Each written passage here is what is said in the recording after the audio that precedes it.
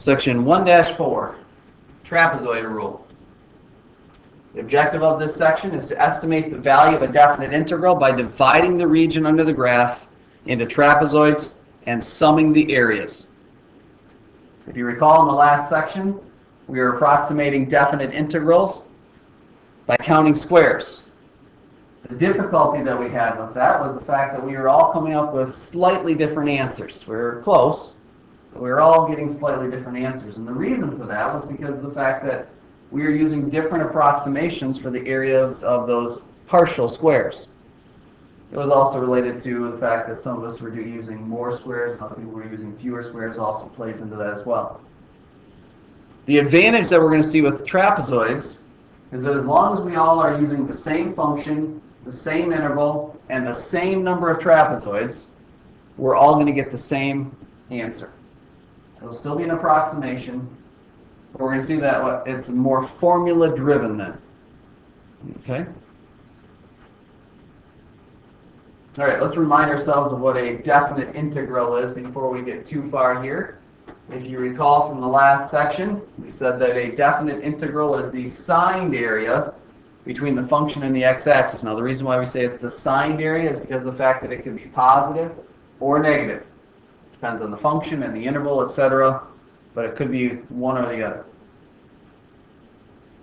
The other thing we said in the last section is that it turned out that the definite integral is the product of x and y.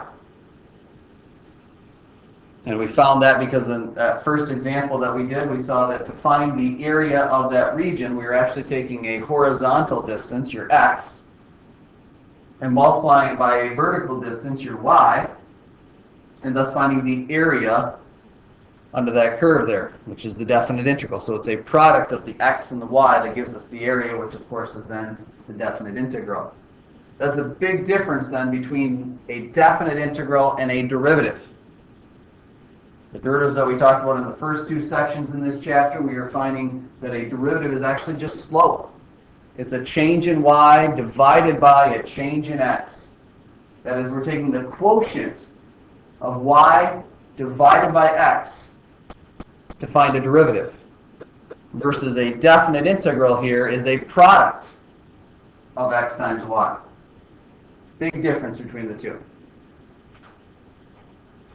Now the objective explained the technique we were going to use here, and the technique that we're going to use this time to approximate the definite integral is by finding the area of trapezoids. And so we've got to refresh our memory here perhaps a little bit about the area of a trapezoid. So let's do that here real quick. Here I've got a sketch of a trapezoid for us. This trapezoid has two right angles. Now, of course, that's not part of the definition of a trapezoid. By definition, a trapezoid is just a quadrilateral in which it has one pair, exactly one pair, of opposite sides that are parallel. Okay, and those parallel sides we call the bases of that trapezoid. So here I have those two bases labeled as B1 and B2. Those are the two parallel sides. Now it turns out the trapezoids we're going to work with will actually have two right angles, and that's the reason why I've sketched it that way. And that's actually very convenient for us because in order to calculate the area of a trapezoid, you need to know the height of that trapezoid, which is actually the distance between the two parallel sides, between the two bases.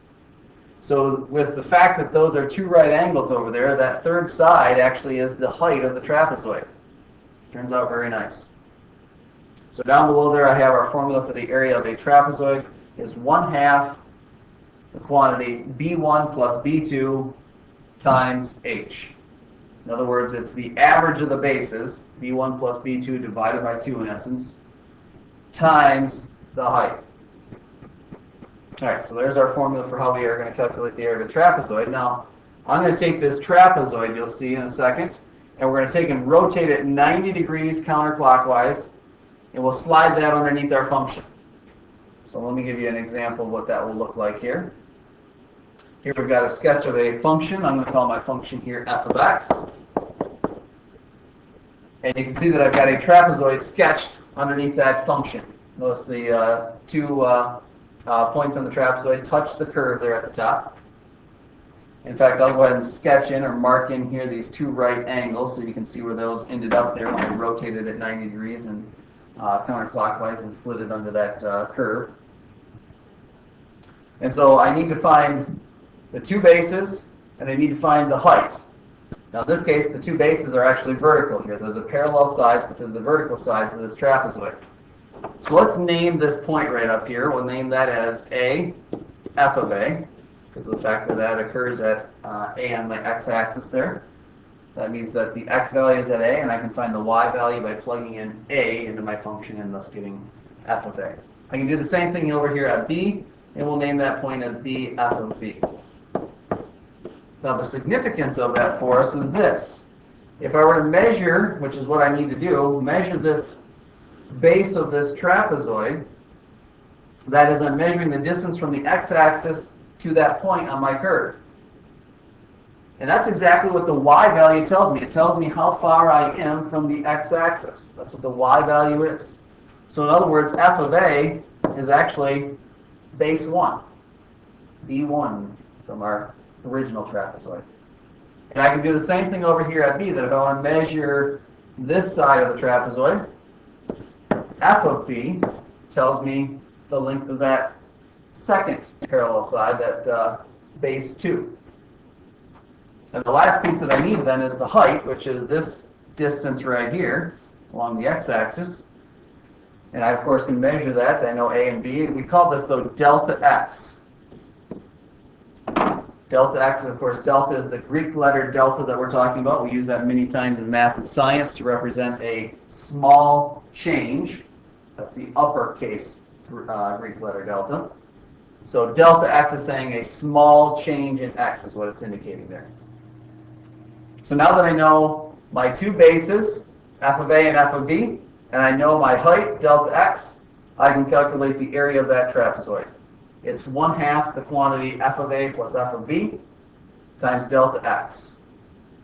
So now that we know how to calculate the area of a trapezoid that's placed under a curve, we're now going to expand that and look at the trapezoid rule.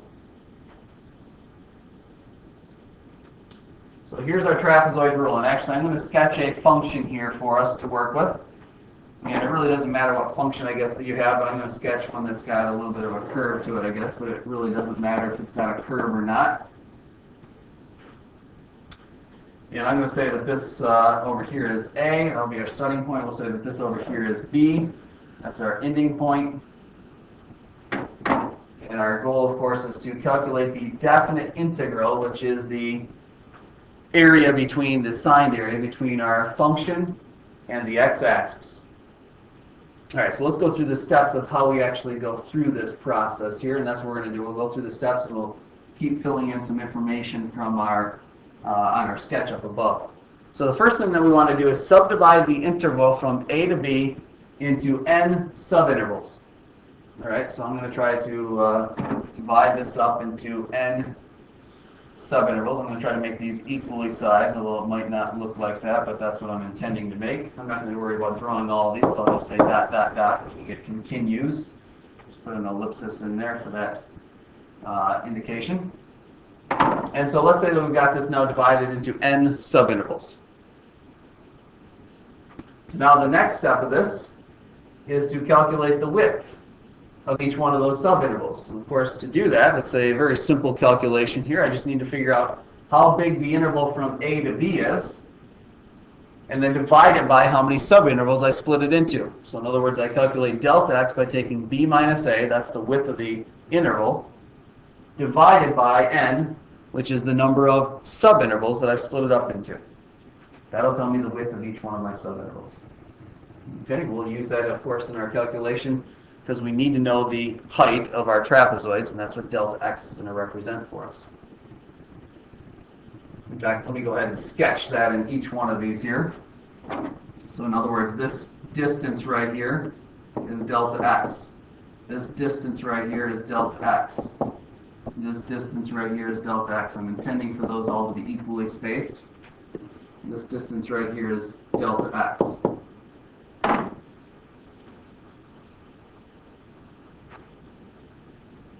All right, let's take a look at the next step of our process here. to help us with finding the area of each trapezoid and the naming of the parts that we need.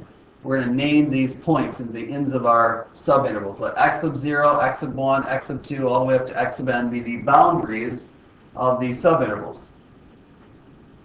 So we'll go ahead and name these. Now realize that A also has another name then. It's also known as x sub 0.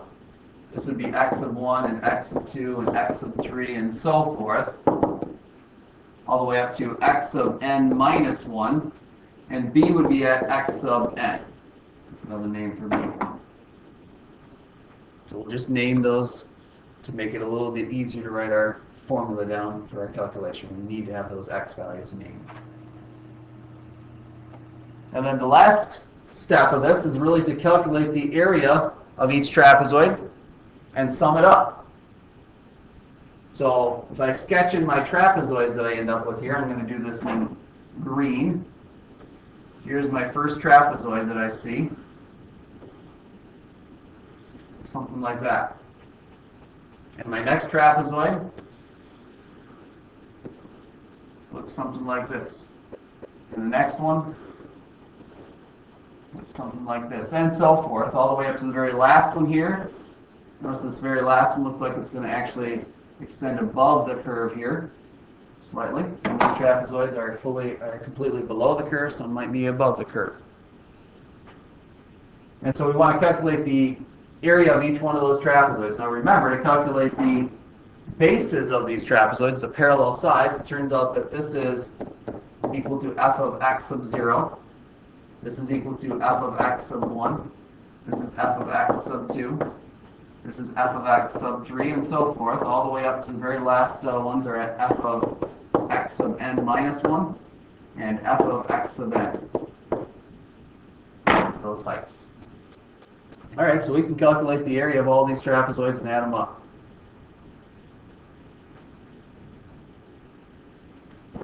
So we call this, because it's trapezoid rule, we call it T. And because we're using n trapezoids, we write it as T sub n. So let's calculate the area of that very first trapezoid there. Scroll back up here. It has a base of f of x sub 0 on the left, a base of f of x sub 1 on the right, and a height of delta x. So the very area of that very first trapezoid is 1/2 f of x sub 0 plus f of x sub 1 times delta x. There's the area of that first trapezoid, one down. Move on to the next trapezoid. For the second trapezoid up here, notice that it has heights, or bases really, of f of x sub 1 and f of x sub 2. Those are the two parallel sides, two bases. And again, the height is delta x again. So it's plus 1/2 f of x sub 1 plus f of x sub 2 times delta x. And we'll add on the next one here. To go to the next line here, it's 1/2 of f of x sub 2 plus f of x sub 3 times delta x.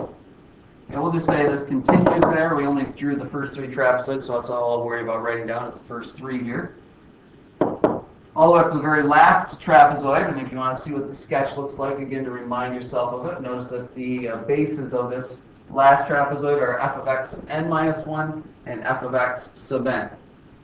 So it's going to be 1/2 f of x sub n minus 1 plus f of x sub n times delta x. And there we go. That's how we find the area of all of these trapezoids and add them up. The only thing I don't like about this is it's a little bit cumbersome to write this out every single time. If there was a way that I could kind of simplify this formula, it'd be really nice. And that's what we're going to work on the next couple of steps here. Let's see if we can simplify this a little bit. So one thing that I notice here in this formula is that each one of these I'm multiplying by delta x. So I'm going to go ahead and factor that out front here. I'm going to pull that delta x out front. Now you might also look at this and say, well, each of these have a 1/2, and I got a different idea about the 1/2, so I'm going to leave that in for right now. So I'm going to factor out the delta x out front. And let's multiply the 1/2 through as we go here. So if we look at this very first trapezoid, we had 1/2 of f of x sub 0. So I'll go ahead and write that down. 1/2 of f of x sub 0. And still with the first trapezoid, we can see that we have 1/2 of f of x sub 1. And I can see on the second trapezoid that I have another 1/2 of f of x sub 1. 2 halves, of course, add up to 1 whole. So that means this is actually just f of x sub 1. That happens again here. I have another 1/2 of f of x sub 2. And I have the other half of f of x sub 2 right here. So those 2 halves make up just f of x sub 2. And I have an f of x sub 3 right here. And I didn't write down the next term, but the next term would have an f of x sub 3 there, another 1/2 of it there. So I end up with just another f of x sub 3. And so forth. This continues all the way up to the end. And in the very last, I guess I'll go ahead and write the last 2 terms of this. In the last 2 terms, I have a f of x sub n minus 1 that I have here. And in the term previous to that, I have the other half of that. So I end up with a whole f of x sub n minus 1. And then in the very, very last term here, I only have half of f of x sub n, the very last trapezoid there. So notice that it turns out we end up taking half of the first function value, f of x sub 0, and half of the very last function value, f of x sub n, but all the rest we just simply add those function values in between. All right, one last thing here that I'm going to do, and that's, you can see now I left the 1/2 in there. It actually makes that a pretty nice little formula. I'm going to rewrite this in one last way here. Actually, I'm going to adjust it a little bit 2 times here, but the first thing I'm going to do is rewrite f of x sub 0 as just f of a. Remember, x sub 0, the other name for x sub 0, if I go back up here to our picture, is a. I'll leave the other terms alone, f of x sub 1, f of x sub 2, and I'm only going to write down the first 3 terms there. That's all you need to show me. And if there are more terms that go in between the first 3 terms and the last term, then you can do that dot, dot, dot there. Put in those ellipses to indicate that pattern continues here for us. All the way up to 1/2 of the very last one. I'll just worry about the very last term since it's different from the rest of the terms that are going to be written after that third one. We'll put half of x sub n is the same as b, right? So what I want to do is change the name there of my very first x value and my last x value back to their other name, which is a and b. And further, I'm going to do one last thing here, just because of the fact that you're going to see it written this way in your calculator program that you're going to use. This is equal to delta x times 1/2 f of a plus, to get to x1, realize if I go back up to my graph here, to get to x1, if I start out at a and I add on delta x to it, I'll end up at x sub 1. So in other words, a plus delta x is the same as x sub 1. So I'm going to write it that way. So instead of f of x sub 1, it's going to be f of a plus delta x. And x sub 2, again, starting at a, if I were to start at a, I'll draw this in a different color here so you can see it a little bit better. If I were to start at a and add on delta x and another delta x, I would end up at x sub 2. So another name for x sub 2 is a plus 2 delta x. So I'm going to write it that way, f of a plus 2 delta x. And so forth, all the way up to 1/2 of f of b. Oops.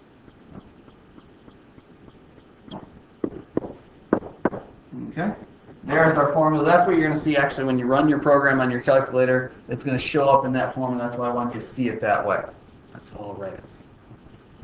All right, one last thing for us to note about this process.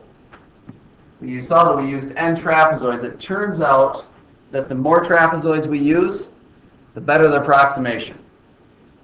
The more trapezoids used gives a better approximation of this. All right, so let's try a couple of examples here and see what happens.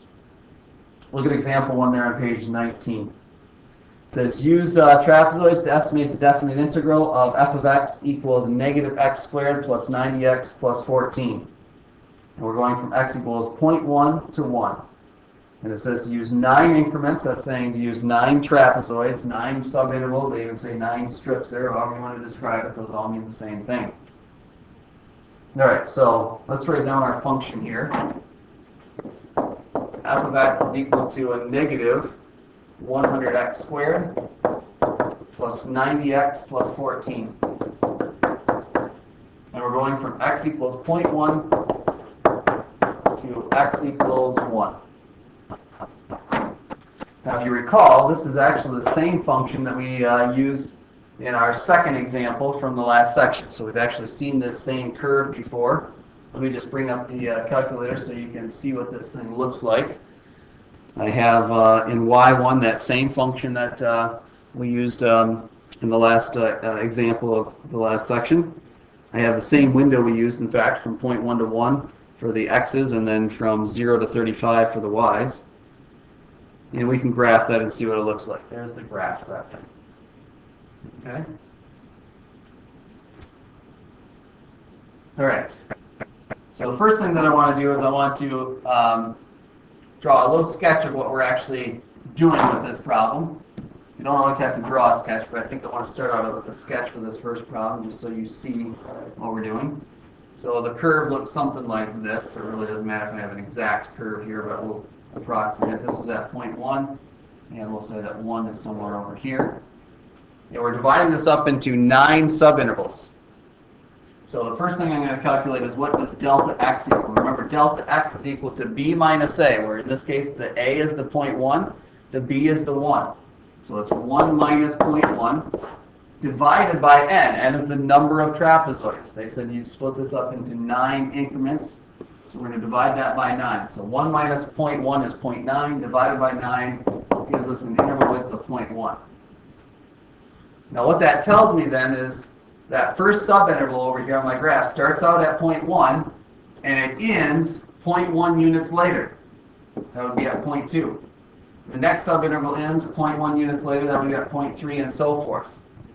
All the way up to the very last subinterval would end 0.1 units before 1, that would be at 0.9, and end, of course, at 1. Okay? And if you want to sketch your trapezoids in there to see what they look like, that'd be fine, but I just wanted to show you the corresponding x values that show up in this problem. All right, so now all I need to do is write down my formula. This is your work for the problem that you have to show. Show me the formula that you're using to calculate this definite integral. So the formula was it's delta x, so delta x is the 0.1, times 1/2 of my function evaluated at the first x value, which I can see from my graph up above is at 0.1. Also notice that that's the starting point for our interval. That'll happen every single time. Whatever that starting point for my interval, the a value there is what I plug in first. Plus my function at the next x value, which is 0.2. The graph kind of helps me see that, but also realize that if I take 0.1 and add this 0.1, that is add my delta x to my previous x value, that gives you the 0.2. Now I can keep doing that. Adding 1 onto 0.2 gives me 0.3, so f of 0.3 is the next x value. Again, you just need to write down the first 3 terms here. So I'll just say plus dot dot dot, and that's 1/2 of the very last x value, which is at 1. That's the b value. There's our formula. You can actually plug this into your calculator and just do this like from the home screen or something like that. But I gave you a program so that you could quickly do these calculations. So let's jump back over to the calculator. And I don't really have to graph this every time, but I do have to put into y1 the function. So you got to get the function into y1. And then we'll run our trapezoid program.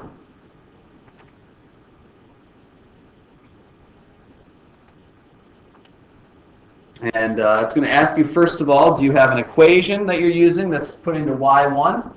Or do you have data that's stored in list 1 and list 2? If you have a function represented algebraically, then you put the equation in y1. If you have a function represented numerically, then you put the data into list 1 and list 2.